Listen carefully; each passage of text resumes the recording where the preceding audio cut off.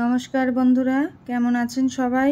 Bong life with গার্গীর নতুন একটি ব্লগে আপনাদের স্বাগত জানাই। চলুন, গ্রীষ্মের আরেকটি সকাল আপনাদের সঙ্গে নিয়ে আমি বেরিয়ে পড়েছি আমার গন্তব্যস্থলের উদ্দেশ্যে।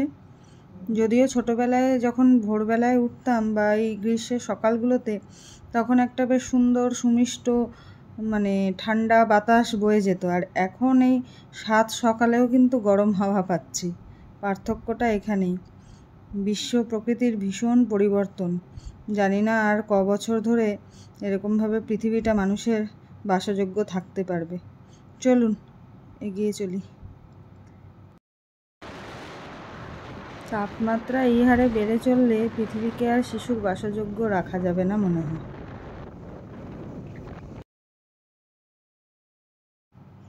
প্রচুর গাছ লাগাতে হবে, বুঝলেন? এই যে খালটা দেখছেন, আমি পেরিয়ে গেলাম, এটা হাওড়া জেলা, আর আমি যেখান থেকে আসলাম সেটা হুগলি জেলা। এই খালটা হচ্ছে মাঝখানে আর কি বিভাজিকা। এই যে সামনে স্কুলটা যেটা দেখিয়েছিলাম, এই যে ওয়াল পেন্টিংগুলো দেখতে পাচ্ছেন, কি সুন্দর না?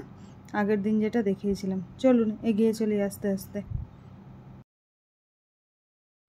সকালের ডিউটি পর্ব শেষ করে বাড়ি ফিরছি, 11:30 মতো বাজে।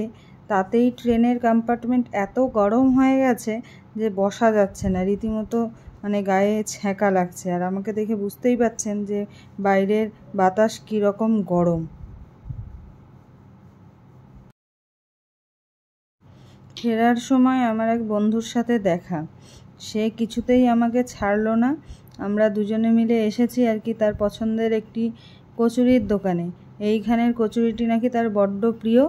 আমাকেও সে আজকে জোর করে আর কি সেই সঙ্গী করেছে, কিছুতেই কচুরি না খাইয়ে ছাড়বে না। এই যে কচুরি নিয়ে দুজনে বসে পড়েছি। এই গরমে কচুরি খেয়ে দে তারপরে আর কি বাড়ি ফিরবো। চলুন কচুরিটা খেয়ে নিই।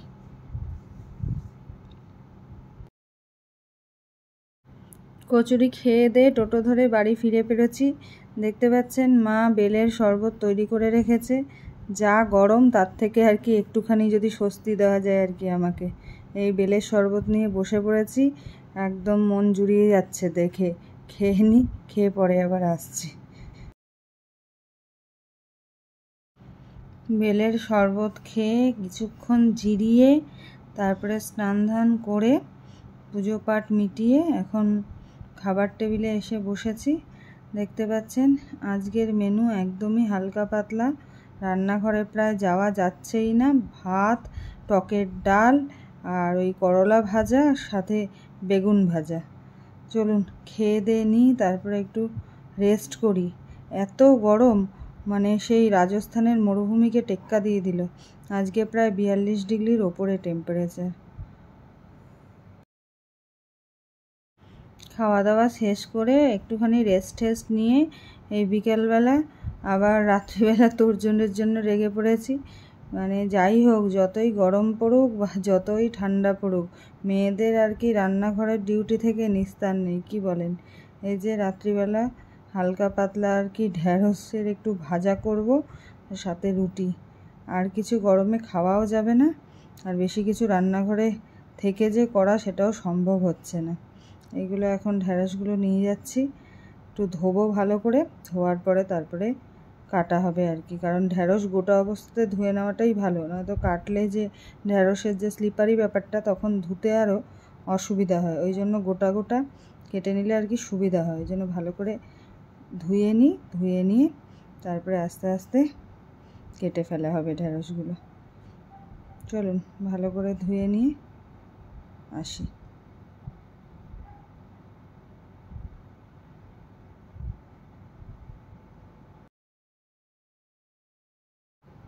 দেখুন কি কাণ্ড, ঢ্যাঁড়স ধুয়ে নিয়ে যেই রেখেছি এসে, মা অমনি কাটতে শুরু করে দিয়েছে।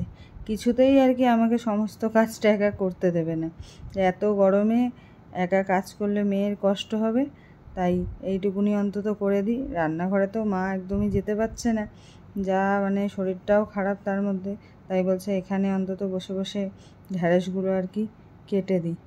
ওই যে ঢ্যাঁড়স কাটছে, দেখুন।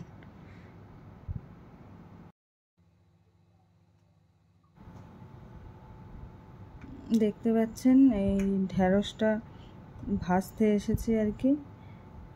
এই তেল দিয়ে, সর্ষের তেল, তার মধ্যে একটুখানি কালো জিরে দিয়ে আর নুন হলুদ দিয়ে যেরকম ঢ্যাঁড়স ভাজা হয় সেরকমই ভেজেছি। তবে যেটা হয়েছে, আমি কাঁচা লঙ্কা দেবো ভেবেও আর কি কাঁচা লঙ্কাটা দিতে ভুলে গেছি এত গরমে। সেই জন্য ওই লঙ্কা টঙ্কা ছাড়াই আর কি ঢ্যাঁড়স ভাজা হয়েছে। দেখুন একে একে কালো জিরে দিয়ে তারপরে নুন হলুদ দিয়ে ঢ্যাঁড়সটা ভাজা হচ্ছে। যাই হোক, যেটা বলছিলাম যে আজ কিছুটা হলেও আর কি একটু স্বস্তি। এই জন্যই স্বস্তি যে এই কদিন ভোরবেলা উঠে রোজ একই সময়ে ট্রেন ধরার তাড়া, তাতে আর কি রাতে ঘুমটাও প্রপার ঠিকঠাক হচ্ছিল না।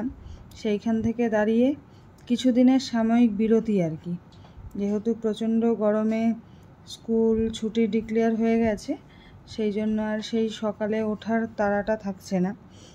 অন্যান্য কাজকর্ম তো যা রয়েছে সেগুলো রয়েছে, কিন্তু এটা একটা আর কি এক্সট্রা। সবসময় রাত্রিবেলা তো এই গরমের চোটে ঠিকঠাক ঘুম হয় না মানুষের, আর সেখানে দাঁড়িয়ে ভোরবেলা ট্রেন আর কর্ড লাইনের ট্রেন একটা যদি মিস করা হয় তাহলে আর স্কুল ধরা যাবে না সময়ে গিয়ে।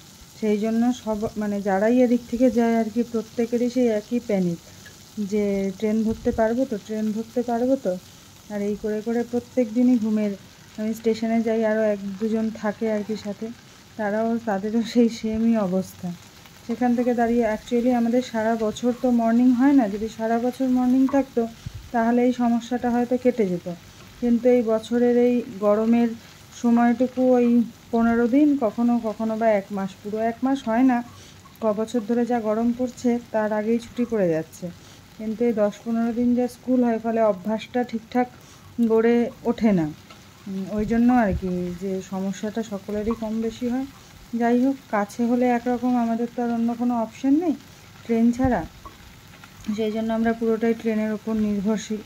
আর কর্ড লাইনের ট্রেন তো জানেনই 1 ঘন্টা অন্তর অন্তর, আবার ওখান থেকে গিয়ে সেখান থেকে অটো ধরার ব্যাপার থাকে, সকালবেলা অটো পাওয়া যায় না। সব কিছু মিলিয়ে মিশিয়ে টেনশনটা বেশিই থাকে। দিনের বেলার স্কুল হলে তখন এই সমস্যাগুলো এতটা থাকে না। ট্রেনও আর কি পরপর 2টো থাকে সেই সময়, যে একটা মিস হলেও তারপরে আর একটা আছে, কিন্তু সকালবেলা আবার ট্রেনগুলো অনেকটাই দেরিতে। যাই হোক, আজকে অনেক কিছু এই গল্পগুলো করলাম যে আমার রোজকারের গন্তব্য হচ্ছে আমার স্কুলে আর কি আমি পড়াই। সেই সূত্রেই প্রত্যেক দিন সকালবেলা উঠে, আপনারা দেখছিলেন যে প্রত্যেক দিনই আমি সকালবেলা উঠে যাচ্ছিলাম ডিউটিতে। ডিউটিটি হলো আমার শিক্ষকতা।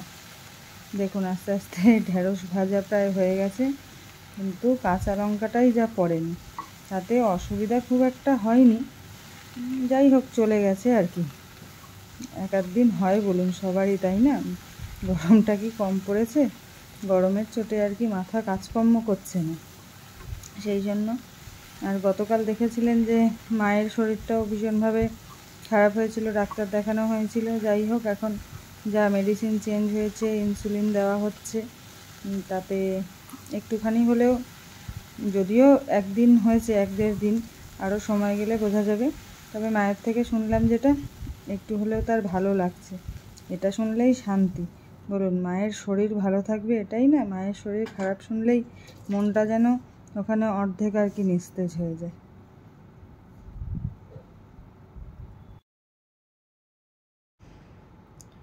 যাই হোক, আস্তে ধীরে করে ওষুধপত্রগুলো চলে মায়ের শরীরটা আগের মতো সুস্থ হয়ে যাক, এটাই আর কি এখন চাওয়া।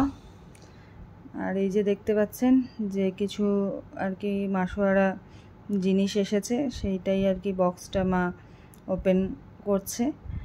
এই মাসোয়ারা বিভিন্ন ধরনের জিনিসপত্র আছে আর কি মিলিয়ে মিশিয়ে।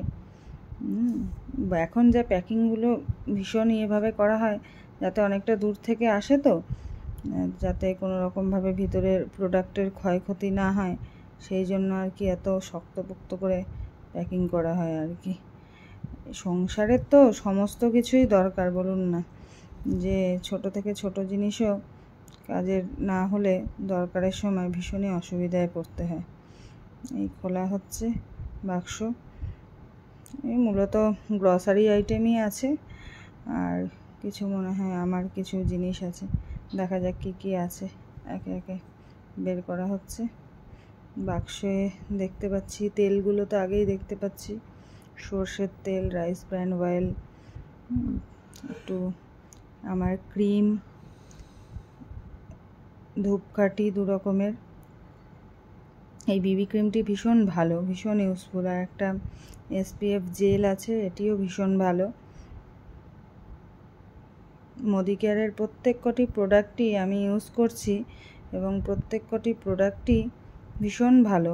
এই তেলগুলোর তো কোনো তুলনা হয় না আর কি, পরিমাণেও কম লাগে এবং খুবই ভালো। রান্নাবান্নাতেও গ্যাস অম্বল তেমনভাবে হয় না। লুচি টুচি ভেজে খাওয়া হয় যখন রাইস ব্র্যান অয়েলে। ডিটারজেন্ট পাউডারটিও ভীষণ ভালো, কম পরিমাণে লাগে, পরিষ্কার পরিচ্ছন্ন ভালোই হয় জামা কাপড় আর কি। আর এই বিবি ক্রিমটির তো তুলনা হয় না, এত সুন্দর। আর সব থেকে এই যে আমলকিটা দেখতে পেলেন, আমলকিটা রোজ রাত্রিবেলা খাওয়ার পরে 2টো করে খেলে ইমিউনিটিও যেমন বাড়ে আর তেমন আপনার মানে হজম ক্ষমতা সমস্তকেই আর কি ভালো রাখে।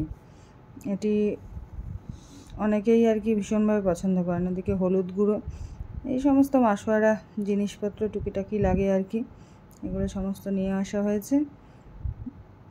এইগুলো সব তুলে রাখতে হবে এবারে একে একে নিজের নিজের জায়গায় তুলে রেখে। এরপরে মনে হয় ঢ্যাঁড়স ভাজাটা কমপ্লিট হয়ে গেছে, তুলে নিয়ে চলে আসতে হবে। এরপরে আস্তে ধীরে করে রাতের খাবার নিয়ে বসতে হবে, কারণ এত সমস্ত মেডিসিন মায়ের 3 বেলা চলে, সেই সময়গুলোকে ঠিকঠাক যদি মেনটেন করা না হয়, খাবারগুলো টাইমে যদি না দেওয়া হয়, তাহলে শুধুমাত্র ওষুধ দিয়ে তো আর রোগ ঠিক করা যায় না বলুন না। যে ওষুধের সাথে সাথে আপনার পথ্যটাও টাইমে দিতে হবে। সেটাই তখন মাকে বলছিলাম যে মা টাইম দেখছে যে মেডিসিনের জন্য। বললাম দেখো যে টাইমে তোমাকে ওষুধও খেতে হবে, তার সাথে সাথে তোমাকে টাইমে কিন্তু খাবারও খেতে হবে। কারণ এই ব্লাড সুগার অনেক সময় খালি পেট হয়ে গেলে অনেক সময় সুগার ফল্ট করতে পারে, যেহেতু আবার ইনসুলিন চলছে, তাই না? সেই জন্য সব কিছু সময়ে অন্তত যে চার্টটা মেনটেন করতে হবে, যে চার্টটা আর কি ডক্টর দিয়েছেন, সেইভাবেই আর কি খেতে হবে। এই আমলকিটা সত্যিই ভীষণ ভালো, ভীষণ ভালো।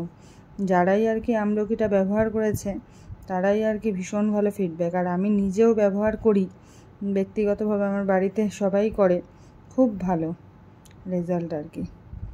কারোর দরকার লাগলে নিতে পারেন।